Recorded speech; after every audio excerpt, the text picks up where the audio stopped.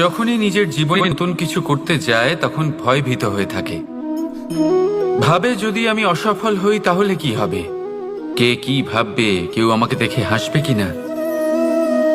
যদি আমি আমার মতামত দিই তাহলে বলবো এইসব পরীক্ষার সম্মুখীন হতে কখনো ভয় পাবেন না, কারণ যাই হোক না কেন পরিণাম দুটোই হতে পারে।